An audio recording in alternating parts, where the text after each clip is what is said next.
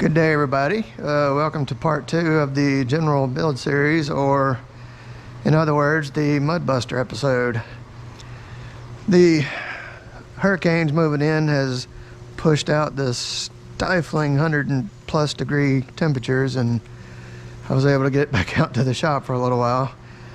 I've still been working on this side. I got some springs and limit straps I've been putting on. Gonna be doing that to this side pretty soon, show y'all how that went, or how it goes, and with the portals and everything. Last episode we did rock sliders, and I put the Mudbuster fender flaps on this side. They went really good. They fit good, as to be expected. There's the front one. It also came with a block off panel.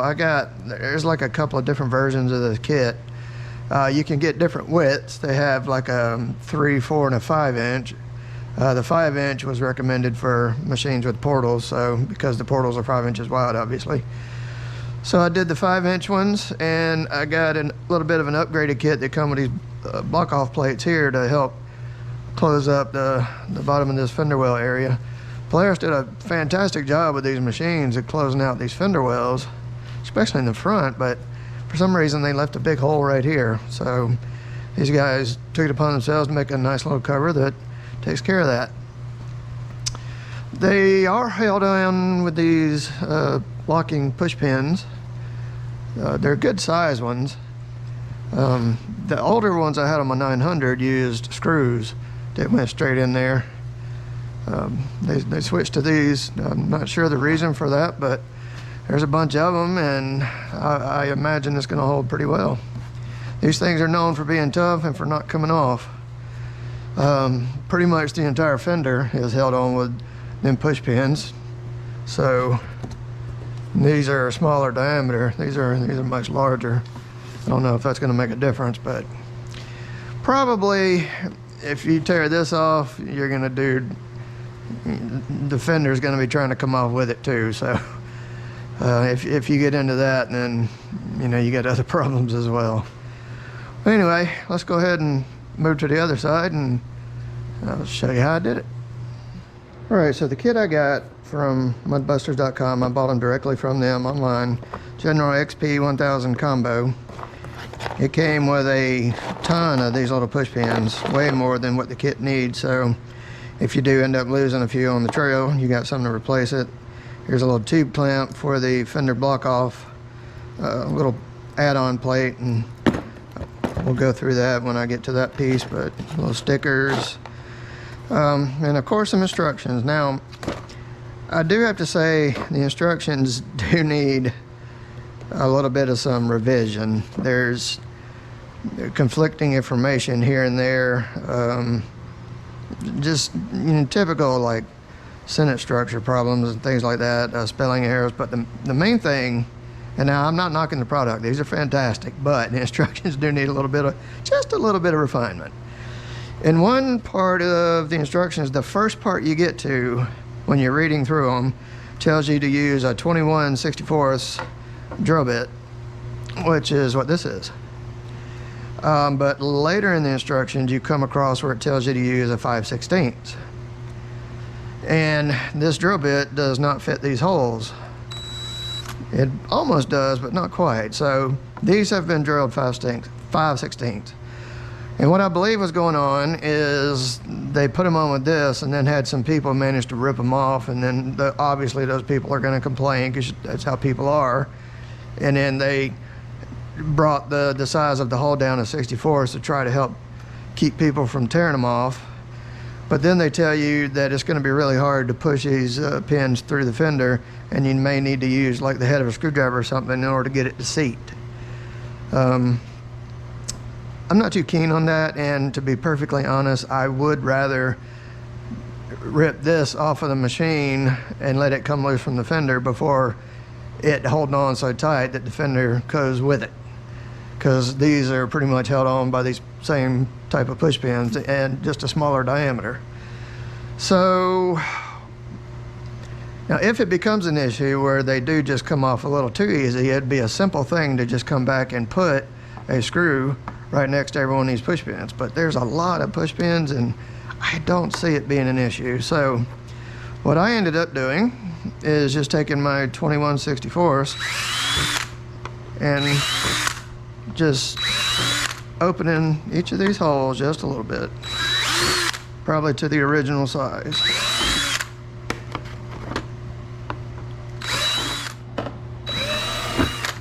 That's one. Okay, I'll just kind of clean them up, get rid of the little plastic twirlies. Now when you start putting them on, I found this corner right here to be the easiest starting location for the front. So I took a pencil and right in the middle of that bend just drew me a mark so I can line up this with that mark and start with either this hole or this hole. It doesn't really matter which one. But if your panel is flattened out, just go ahead and bend it in. It's going to offer some resistance because this is tough stuff, but bend it in until it kind of fits that curve. And if you'll notice, there's actually a notch right there on the inside of each one of these bends, just a tiny little notch. So if you line that notch up with that pencil mark, you'll know you're right there in it, and it should fit really good. All right, so I've got the notch lined up with the pencil mark, and I'm not letting it walk up this flat side of the fender. Just push it firmly against the inside so that it lays flat. And then with that mark lined up, just kind of eyeball it down here and rotate it in at the bottom to close to where it's going to be, because as all this up here moves, then so is your hole. So again, notch lined up on the pencil mark, flat right here, kind of split the difference between these two, and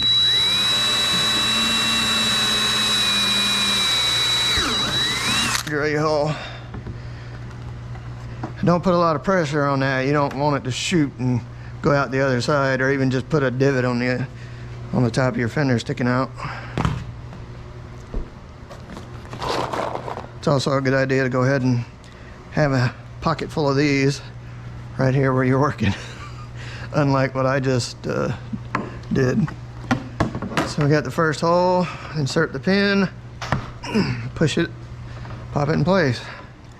Now the next part, you would think you would go ahead and just move all the way down to one of the ends, but that's not really a good way to do this, because if you get down here and see how much play I've got, how much I can move it, and that translates up here, and you could end up having it too tight or too loose to even, you could have it hanging down where you can't even push it up flat against the panel, or you could get it where it bows out even. So the next thing to do is move one hole away. I'm going to go to the other side of that bend right there. I'm going to go ahead and push this top one all the way in to the bottom of that crease. If you pull it too hard, you can actually, I'm blocking the light, you can actually feel it walking up on this side. So push it back down until it just lays perfectly flat right about here, and then drill the next hole.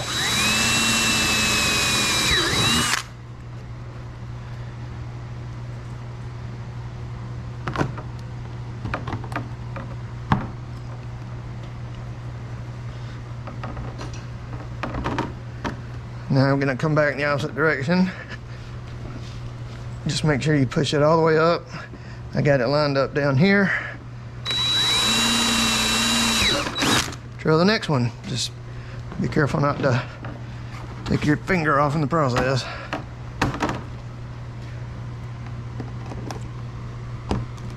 You can probably see a little bit of a pattern forming here. Back up top, next hole. Get on this side so I don't smush my finger. Sorry about the lighting, can't really, should get a light for the GoPro, that would work, wouldn't it?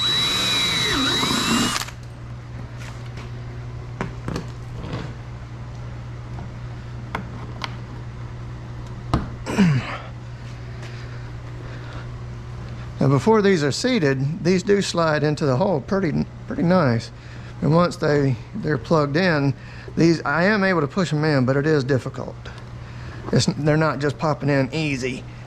And if I pull on it, I can't do anything to them, so I think we're gonna be fine.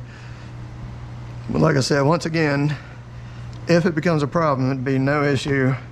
Come back and put like little self-tapping plastic screws, not metal screws, but made for plastic, on each side of this pin and tighten it right down, and it ain't going nowhere.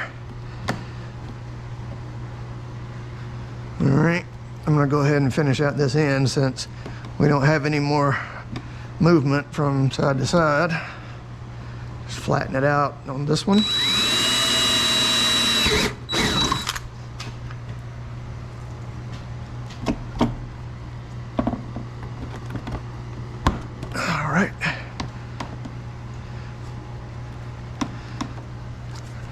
And this one, I'm gonna go ahead and do this again. See how nicely that edge lined up with the edge of that fender right there?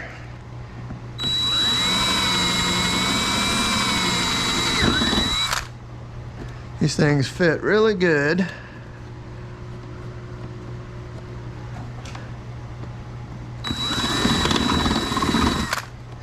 And if you get a good start, then you won't have any fitment issues. Go ahead and finish this one. I tried to do a better job of making sure everything ended up in the shot this time. That's the reason I got the machine so high up in the air, so I can stand under it and look up at it.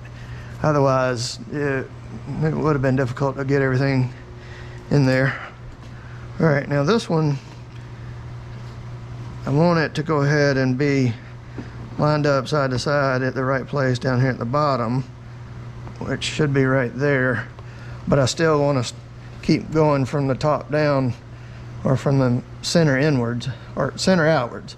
The center of the mud flap to the outer part of the mud flap. Can't really stress that enough. If you start at one end and go that way, it's gonna have a hard time getting it lined up and lay down properly. Same thing if you do the center and then the end and then come back to the middle. That's not gonna work well at all.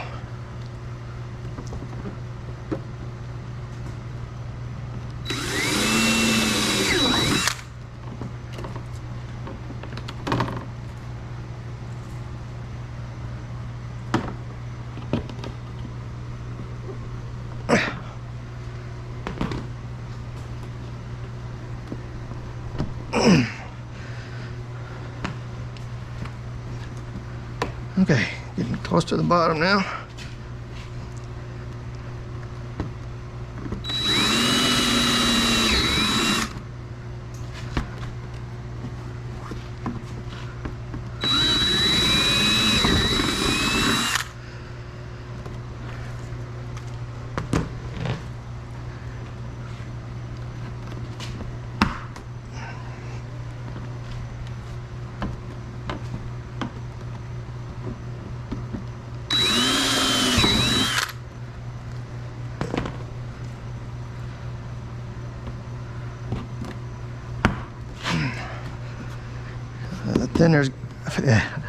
Fender is getting pretty thin right here, so do be careful not to punch all the way through.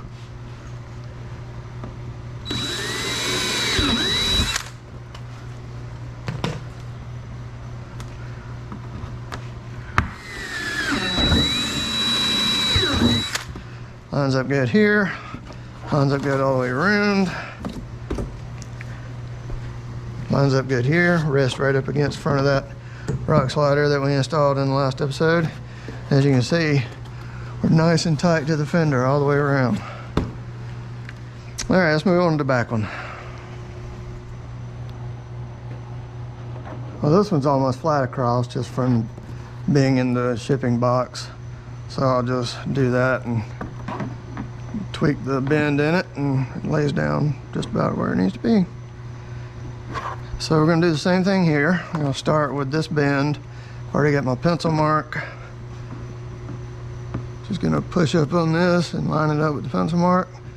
Push it into that inner crease. Kind of rotate it a little bit, make sure it lines up pretty good. Now on this one, I would recommend going ahead and getting this front lined up as well, because this one is much shorter than the back one. So I'm holding the front right in that crease, using my sharp drill bit here to push it up into the fender, line it up with the pencil mark, and get it right in that crease as well.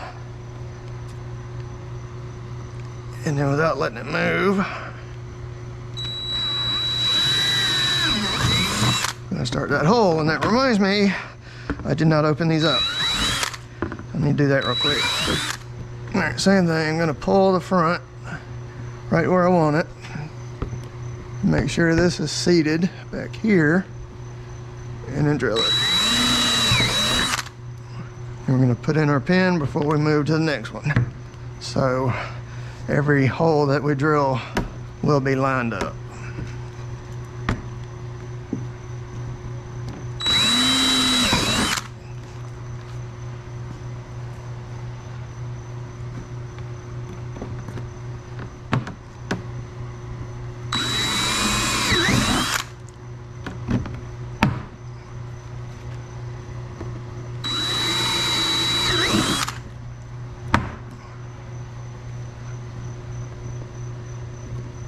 All right, now we're gonna go toward the rear. This one doesn't have a whole lot of wiggle room and it's already laying flat, so just gonna pop it right there. And again, why do I keep saying that? Fender is a little thin right here, so I did bump the back of it even with trying to take it easy on it.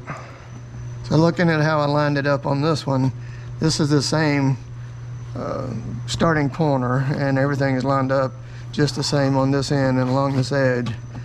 So if I want these to be angled on the same on both sides, I simply just have to get a sense of how much overhang I have right there, which is not much at all. There is a, let's see if I can rest that right there without poking a hole in something. There is like a bend right here. So I'm gonna push it up till I get the same spot on both sides. On this one, because my thumb is already right there, I'm gonna just go ahead and drill that one. They're so close, it won't matter.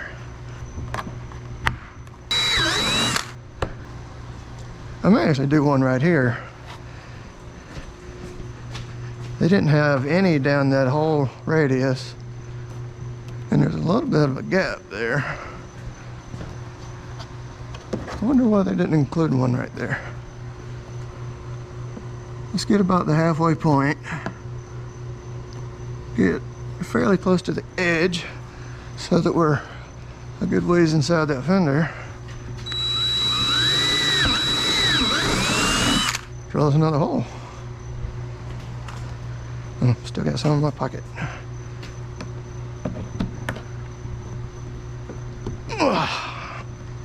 Yeah.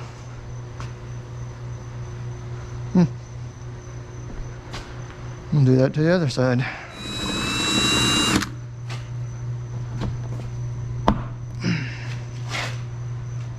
Okay. All right, and that are the fender extensions installed. So let's do the, Jesus. Let's do this block off plate. It's pretty simple.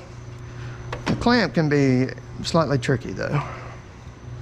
Starting this one, we'll go ahead and take the screw in the speed clip here. Well, actually, I'll leave the speed clip. But it goes this way. Just spread it out, put it over this bottom tube, spread it back together. Then take your panel wipe the sweat off of it. And then we'll hold it up here and start looking at our alignment. As it happens, that rubber boot that's on my lift is where I set it on the other side, and it seems to have lined it up pretty well, so I'm just going to do that. And you see there's a notch here and there's a split right here in the panels. I did line those up and then aligned the edge of this panel up right with the edge of that bend right here. And then that seems to fit pretty good. All right, so I went over there, checked the other side. This bottom line is right at the center line of that tube, which is what it is right there.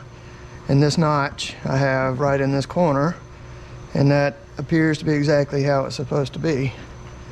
So with it resting on that pad, it is pretty close to the center line of that tube. So with this lined up, both of these pushed in, I'm just gonna pick one and get started.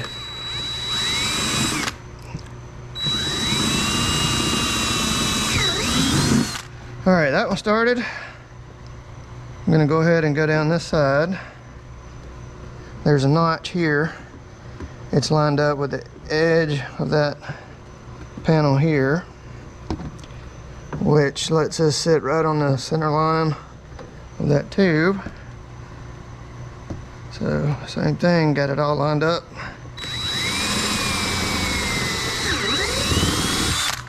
Next closest hole, put the pin in.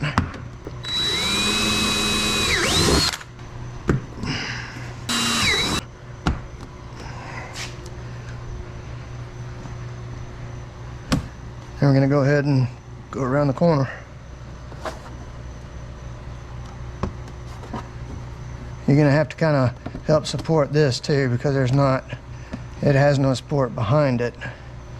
So even though I'm blocking the light path, I'm going to hold it up here and try to reach back there as far as I can.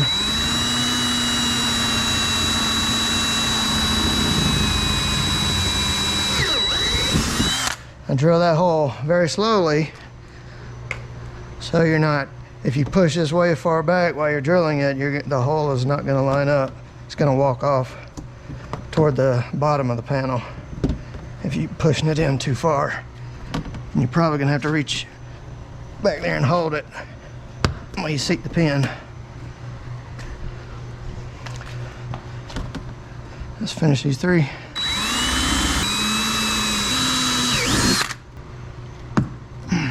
All right. Now for this clamp, it didn't specifically say which way to put it. You could put it like this behind the panel, but in my opinion, it may not look quite as nice, but it's certainly going to hold a lot better if you sandwich the panel between the two halves of the clamp. Just get a couple clicks on the ratchet, rotate that clamp where you want it. Tightening that down is not going to make it any tighter on the bar, so all you need it is tight enough to hold without coming loose. You don't want to strip that speed clip.